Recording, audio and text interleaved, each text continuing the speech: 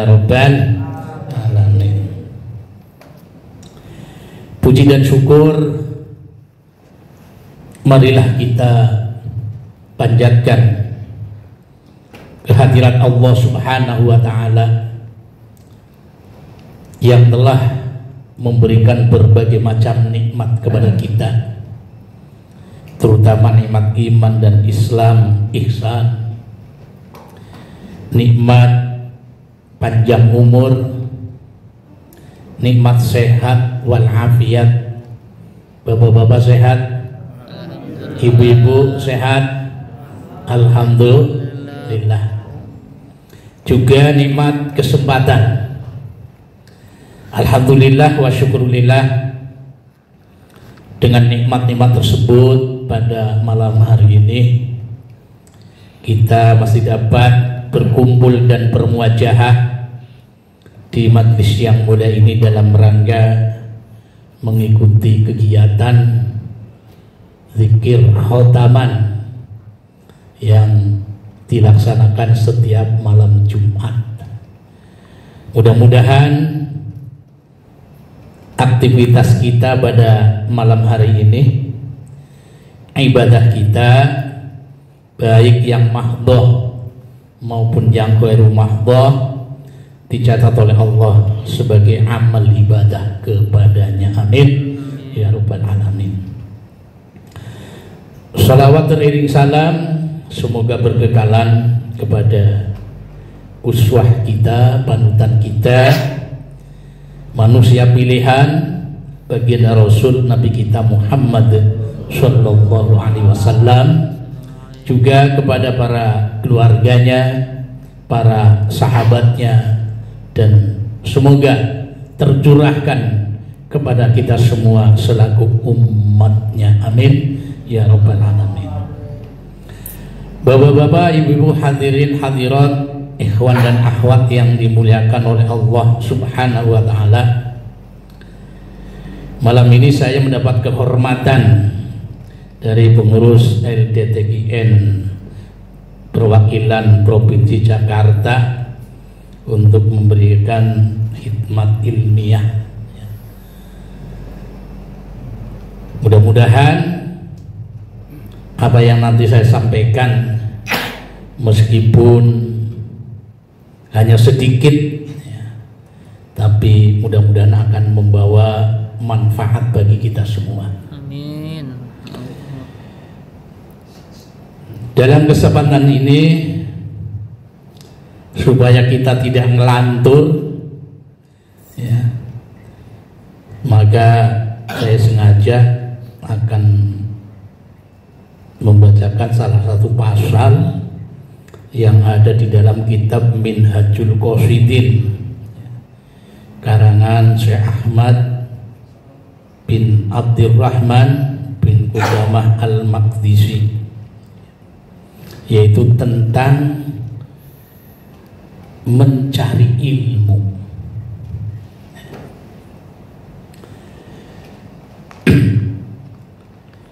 Ilmu itu adalah sesuatu yang wajib kita cari, dan segala sesuatu harus dibarengi dengan ilmu.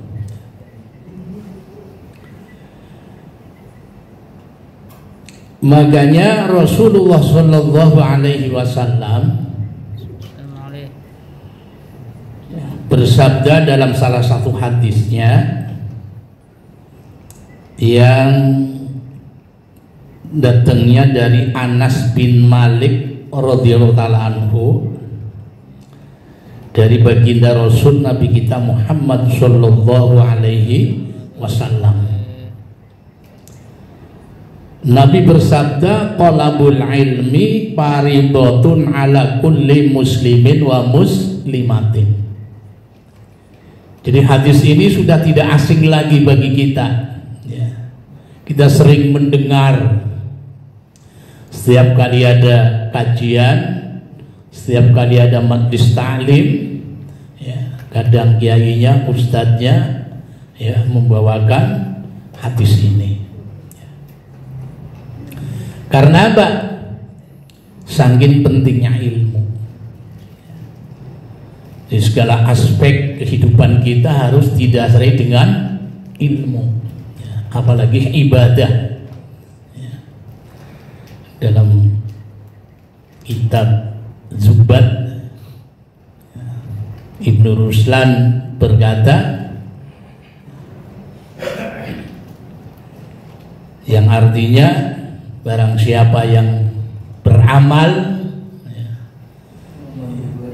terus tidak dibarengi dengan ilmu, maka amalnya tidak diterima, kan begitu ya. Wa kullu man bi ghairi ilmin ya'malu a'maluhu mardudatun la tuqbalu.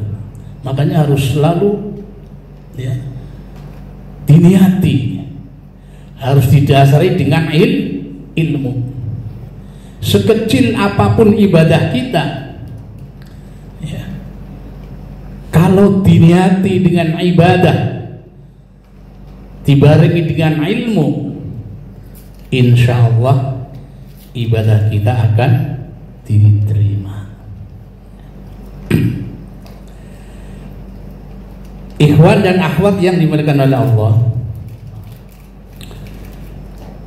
sahabat Anas bin Malik, ya, yaitu yang nama aslinya adalah Hamzah, ya, beliau adalah pelayan Rasulullah SAW pada waktu mudanya, ya. Dan pada pada waktu kecilnya, ya, sahabat Anas bin Malik ini pernah dibawa oleh ibunya ke menghadap Rasulullah. Setelah sampai di Rasulullah, ibunya minta didoakan, ya, jadi minta didoakan, ya, jadi sahabat Anas minta didoakan oleh Rasulullah. Nah, Rasulullah mendoakan, Allahumma qsir malahu wa waladahu wa adhilu al jannah. Ya, kata Rasul, ya Allah, perbanyaklah harta bendanya, ya, perbanyaklah anaknya, dan masukkanlah ke dalam surganya. Ini doa yang dibacakan oleh Rasulullah kepada Anas bin Malik. Jadi didoakan supaya kaya, supaya punya harta benda yang melimpah, dan supaya didoakan supaya punya anak yang banyak. Itu makanya sahabat Anas itu, ya, Anas bin Malik itu putranya banyak, ya, ya, karena berkat doanya Rasulullah. Nah, di samping itu pula didoakan oleh Rasulullah, wa adhilul jannah, dan masukkanlah dia ke dalam surga, ya. Nah, kira-kira kalau yang mendoakan Nabi doanya dikabul apa enggak, ya? Ya, pasti dikabul, ya. Jadi sahabat Anas bin Malik didoakan supaya masuk surga, insyaallah. Nah, hadis ini, qala al-musannifu rahimahullahu taala ikhtalafan nasu fi dzalik. Jadi musannif yang mengarang kitab ini berkata bahwa hadis ini ikhtilaf, ya, artinya ada perselisihan ilmu apa yang harus dicari, gitu. Ilmu kan banyak, ya. Nah, sekarang ilmu apa yang harus dicari, yang wajib dicari? Bahwa ada fardu kifayah, ada fardu ain. Nah, sekarang, ya, pendapat yang pertama, faqala al-fuqaha'u huwa ilmul fiqhi id bihi ya'unul halala wal harama. Menurut para fuqaha, menurut para ahli fikih, ilmu yang wajib dicari adalah ilmu fikih. Karena apa? Dengan ilmu fikih itu kita mengetahui mana yang halal dan mana yang haram. Ini pendapat yang pertama. Jadi al halalu bayyinun wal haramu bayyinun. Jadi yang halal jelas, yang haram juga jelas. Nah, di antara keduanya adalah syubhat. Nah, jadi dengan ilmu fikih kita tahu mana yang baik, mana yang tidak baik. Wa qala al-mufassirun al-muhaddisun wa ilmul kitab wa sunnah id bihima yutawassalu ilal ulumi kulliha. Dan menurut para ahli tafsir dan para ahli hadis, yang wajib dicari adalah ilmu kitab wa sunnah. Artinya ilmu yang untuk apa itu mengetahui tentang ayat-ayat Al-Quran dan juga hadis. Nah, makanya dalam Al-Quran itu ada tafsir Al-Quran, ilmu tafsir.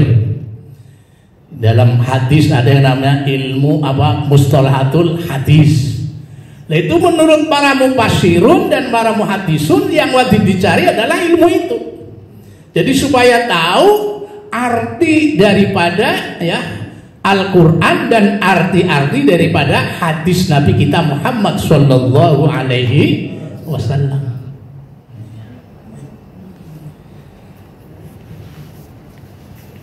Wa qala sufiyah, menurut ulama ahli tasawuf, wa ilmul ikhlasi wa afatin nubusi. Lain lagi pendapatnya ulama ahli tasawuf, yaitu para sufi. Mereka bersabda atau berkata ilmu yang wajib dicari adalah ilmu ikhlas. Ilmu apa? Ilmu ikhlas. Ikhlas itu gimana sih ya? Kita ngomongin ikhlas kan begitu. Yang penting ikhlas ya, pondasi amal itu ikhlas biar diterima kan begitu. Itu kalau kata sufi itu begitu, yang harus dicari itu ilmu ikhlas. Tujuannya supaya kita itu dalam ibadah tidak mengharapkan sesuatu, apalagi pujian dari orang lain. Jadi ibadahnya benar-benar lillahi ta'ala.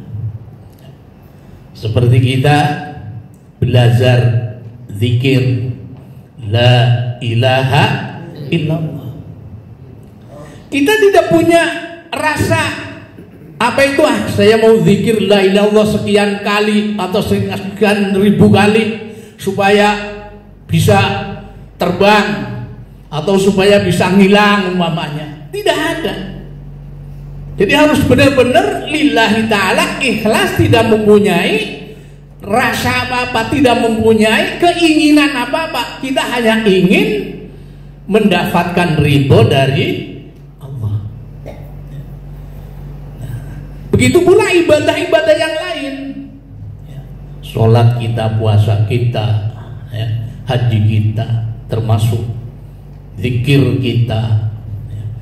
Ini harus benar-benar dilandasi dengan ikhlas. Jadi tidak punya tendensi apa-apa.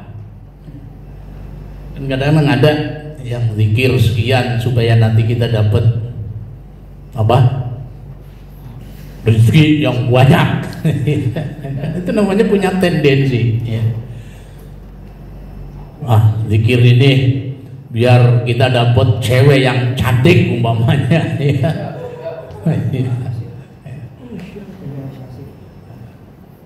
Itu namanya nggak ikhlas.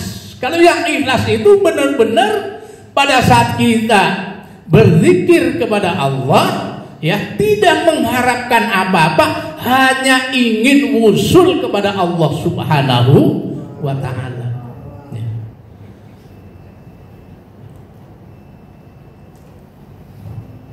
Bapak Ibu hadirin yang dimuliakan Allah, wa afatin nufus, dan ilmu untuk mengetahui tentang penyakit-penyakit rohani. Ya. Afatin nufus, jadi penyakit-penyakit nafsu, ya. Penyakit-penyakit yang ada di dalam diri kita. Ya. Karena di dalam diri kita tuh ya, hati rumah hati. Ya. Ini banyak penyakit-penyakit yang bersarang di dalamnya. Nah, ini kita wajib untuk mencari dokter-dokter yang bisa menyembuhkan penyakit hati kita. Kalau penyakit zahir, kita pergi ke dokter, kan begitu. Oh, tanya oleh dokter penyakitnya apa? Oh, gini dok, ya. Panas dingin, kasih obat, ya. Penawar, sebabnya baik. Lah kita penyakit hati, kita harus cari dokter apa? Dokter rohani, yaitu kepada ahlinya. Dan alhamdulillah kita sudah menemukan, ya, yaitu di Suralaya. Ya. Dan alhamdulillah, ya, setiap malam Jumat sebulan sekali juga di sini diadakan yang namanya manaqib. Setelah manaqib diadakan apa? Dikasih yang namanya hikmat ilmiah. Tujuannya apa? Supaya hati kita ini terobati. Jangan sampai di dalam hati kita ini bersarang berbagai macam penyakit. Ya. Nah, kalau penyakit kalau penyakit dohir itu kan, ya, orang apa mati meninggal udah selesai. Tapi kalau penyakit batin ini, ya, dibawa sampai mati. Iya. Makanya kita wajib itu, ya, untuk mencari apa itu, ya, yaitu untuk mencari obat daripada penyakit hati. Dan alhamdulillah kita sudah diajari oleh guru mursyid kita, ditalkin oleh guru mursyid kita, yaitu supaya penyakit hati kita sembuh, ya, kita diajari untuk selalu berzikir, membaca kalimat thayyibah, kalimatul ikhlas, la ilaha illallah. Kalau kita membacanya dengan ikhlas, ya, tanpa tendensi apapun, insya Allah sedikit demi sedikit penyakit hati kita akan hilang. Jadi hilangkan itu rasa sombong, ya. Itu penyakit hati termasuk. Iri, dengki, ya. Itu penyakit hati yang harus kita obati. Jadi jangan sampai penyakit-penyakit itu bersarang di dalam hati kita. Karena apa? Penyakit-penyakit itu bisa merusak amal ibadah kita. Kita capek siang malam sholat sehari semalam 5 kali, tapi kalau masih di dalam hatinya masih ada penyakit-penyakitnya, maka ibadah kita tidak ada apa-apanya di hadapan Allah. Naudzubillah. Makanya supaya ibadah kita diterima, penyakit-penyakit itu harus kita singkirkan, harus kita hilangkan, ya. Diisi, ya, dengan apa itu? Yaitu hal-hal yang positif, perbuatan-perbuatan yang baik. Perbanyak zikir kepada Allah Subhanahu wa ta'ala. Ya, ini kalau menurut ahli tasawuf, ya. Yang harus dicari adalah ilmu apa? Ilmu ikhlas dan ilmu yang apa itu, ya, yaitu ilmu yang apa itu ya untuk mengobati apa itu nafsu atau menghilangkan atau penyakit-penyakit yaitu penyakit batin. Wa qala al-mutakallimun, dan para mutakallimun yang wajib dicari adalah ilmul kalam. Ini menurut ulama mutakallimun, itu yang wajib dicari adalah ilmu kalam, ilmu pembicaraan, ilmu ya yang apa itu ya yang bisa mengantarkan, yaitu kita bisa membaca ya kitab-kitab yang apa itu yang tidak ada harkatnya dan sebagainya, itu namanya ilmu kalam ya. Ila ghairu dzalik minal aqwali allati laysa fiha qaulun mardiyun. Jadi ilmu kalam ya, yaitu menurut para mutakallimun yang wajib dipelajari adalah ilmu kalam ya. Ilmu kalam yaitu ilmu yang apa itu yang mempelajari ya bahasa-bahasa ya, termasuk bahasa Arab dan sebagainya. Nahwa sahihu annahu ilmun muamalatul abdi li rabbih. Yang benar kata musannif, kata pengarang kitab ini, yang benar ilmu yang wajib dicari adalah ilmu ya yang ada hubungannya ya dengan Allah Subhanahu wa ta'ala. Jadi ilmu interaksi antara hamba dengan Allah, itu yang wajib dicari. Nah, seperti ilmu yang kita sedang pelajari ini kan namanya bahwa zikir itu adalah interaksi antara hamba dengan Allah. Jadi supaya kita mengenal ya, supaya kita mengenal kepada Tuhannya, kita mengenal kepada Allah Subhanahu wa ta'ala. Ini yang wajib dicari. Dalam kitab Aqidatul Awam pun disebutkan ya. Jadi awal wajibin alal insani ma'rifatul ilahi bil itqani, kan begitu. Jadi yang pertama kali wajib bagi manusia adalah mengenal Tuhannya. Lah itu ilmunya harus dicari itu. Jadi ilmu yang bisa mengenalkan mengenalkan diri kita kepada Allah Subhanahu wa ta'ala. Kira-kira ilmu apa? Itu ilmu tauhid ya. Ilmu apa? Ilmu tauhid. Karena dengan ilmu tauhid kita akan tahu, kita akan ma'rifat kepada Allah ya.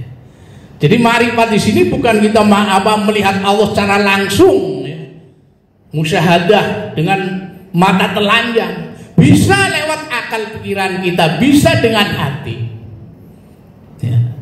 Ma'rifat sifatullah, kita mengetahui sifat-sifatnya Allah. Allah punya sifat wujud ya. Nah mungkin apa dalilnya, kan begitu. Kamu ngerti apa? Kamu berpendapat bahwa Allah itu adalah wujud, Allah itu ada. Nah mana buktinya? Begitu. Maka gimana jawabnya?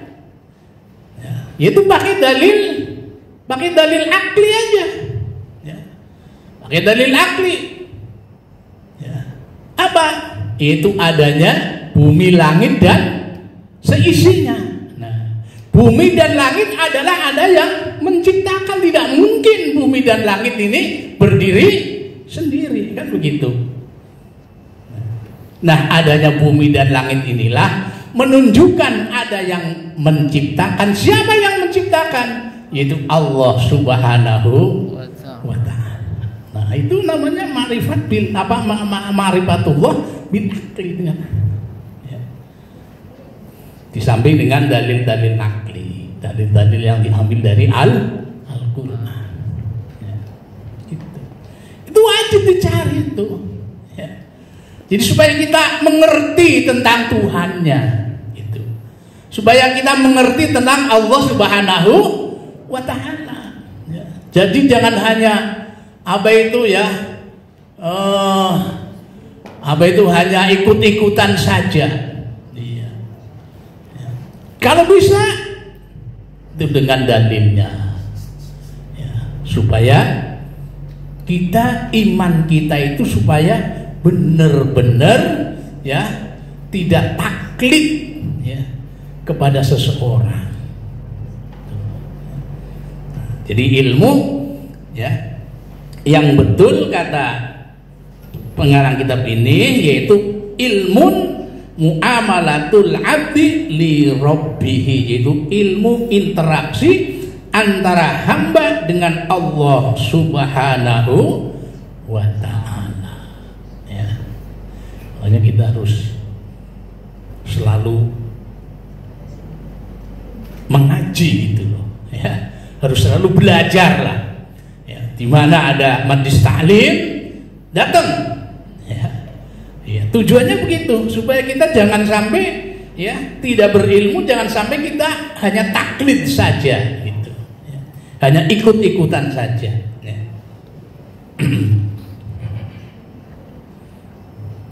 Wal muamalatu allati kulluha ala salasati aksamin ya. Sedangkan muamalah ya, ilmu muamalah ya, yang ditaklifkan atau yang dibebankan kepada kita yaitu ada 3 macam. Itu apa? I'tiqadun, i'tikad. Jadi kita harus yakin gitu ya. Ya, iman itu kan al-iman huwa iqrarun bil lisan wa tasdiqun bil qalbi wa af'alun bil arkan. Kan begitu definisi dari beda iman. Jadi iman itu iqrarun bil lisan, mengucapkan dengan lisan. Itu bentuk apa? Asyhadu an la ilaha illallah, itu namanya ikrar ya.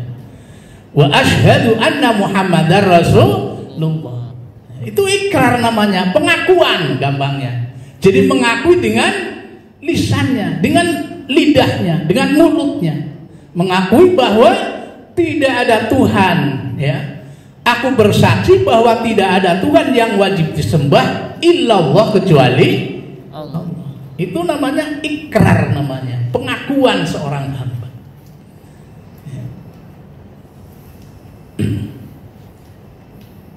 Ikrarun bil lisan wa tasdiqun bil qalbi. Hati harus tasdik ya. Jadi harus benar-benar percaya, nggak boleh ragu ya. Harus yakin, harus tasdik, membenarkan apa yang diucapkan oleh lisan. Jadi hati harus membenarkan benar apa yang dikatakan oleh lisan, bahwa tidak ada Tuhan selain Allah, apa bahwa tiada Tuhan yang wajib disembah illallah kecuali Allah. Kalau hatinya masih ragu ya, naudzubillah min dzalik. Nah, wa af'alun bil arkan, iman itu setelah kita berikrar terus hatinya membenarkan, maka wa af'alun bil arkan, kita harus mau melaksanakan dengan seluruh anggota tubuh kita. Apa? Itu merealisasikan ucapan kita setelah kita setelah kita berkata bahwa tidak ada Tuhan yang wajib disembah kecuali Allah dan Nabi Muhammad adalah utusan Allah. Apa itu? Dan hatinya itu membenarkan, maka harus dipraktekkan. Ya, harus dipraktekkan. Nah, apa prakteknya? Itu melaksanakan sholat yang 5 waktu. Itu praktek itu. Iya. Jadi mempraktekkan ucapannya. Jadi jangan hanya mengakui bahwa tiada Tuhan selain Allah, ya, tapi tidak mau mempraktekkan, tidak mau merealisasikan, ya, apa itu ya yang diucapkan atau yang diyakinkan. Itu iman. Ya. Itu wajib dicari, itu harus digali. Ya. Itu kita harus hafal itu. Ya. Balik itu kita harus pintar atau harus hafal aqaid 50, ya. Aqaid 50 itu sifat wajib bagi Allah 20, mustahilnya 20, ya. Terus jaiznya 1, ya. Itu apa? Pilu kulli mumkinin au tarkuhu, itu sifat jaiznya Allah. Artinya Allah menciptakan dunia dan seisinya itu ya boleh-boleh saja. Ya, menciptakan boleh, enggak menciptakan juga boleh, namanya sifat jaiz, ya. Iya. Terus sifat wajibnya para rasul yang 4, sidik, amanah, watonah, ya. Itu namanya makrifat, itu namanya makrifat sifat. Jadi cara untuk mengenali Allah, cara untuk mengenali Nabi. Ya. Jadi makrifat dengan sifat-sifatnya.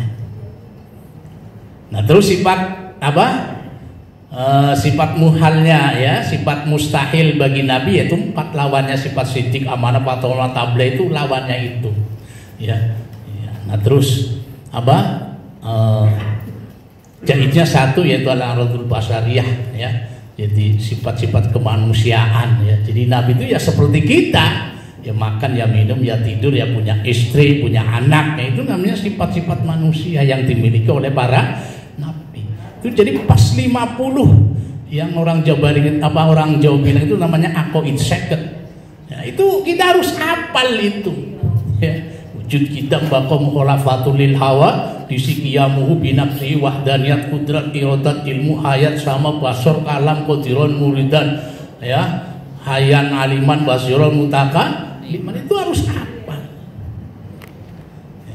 Nah, itu yang disebut dengan i'tikad, ya. Wa fi'lun, ya. Terus yang dibebankan kepada kita sebagai mukallaf yaitu perbuatan, ya. Itu tadi Allah perintah sholat, kita wajib. Allah perintah zakat, kita wajib. Allah perintah puasa, kita wajib untuk melakukan. Namanya fi'lun namanya. Itu beban, ya. Karena kita sudah mengikrarkan sebagai orang yang beriman, kita berikrar kepada Allah, mengakui Allah, maka ya kita harus menjalankan perintahnya, begitu. Jadi ibaratnya orang hidup di Indonesia itu, kalau kita sudah mengaku bangsa Indonesia, ya harus mengikuti aturan-aturan yang ada di Indonesia, begitu, ya. Jadi undang-undangnya, ya. Jangan mengaku orang Indonesia tapi nggak taat pada undang-undang. Nah, ini sama. Orang mengaku iman, mengaku Muslim, mukmin, tapi nggak mau melakukan apa yang diperintahkan oleh Allah, dan tidak mau meninggalkan apa yang dilarang oleh Allah. Nah, ini namanya muslim mukmin gadungan namanya. Nah, terus watarkun, ya, dan meninggalkan, ya. Jadi i'tikad, ya, terus perbuatan, dan yang ketiga yang dibebankan kepada kita yaitu meninggalkan sesuatu yang dilarang oleh Allah Subhanahu wa ta'ala. Di mana yang dilarang kita tinggalkan, mana yang diperintah kita kerjakan, insya Allah. Kayaknya waktunya udah malam ini, udah ngantuk, ya. Iya, jadi sekian saja dulu, insya Allah.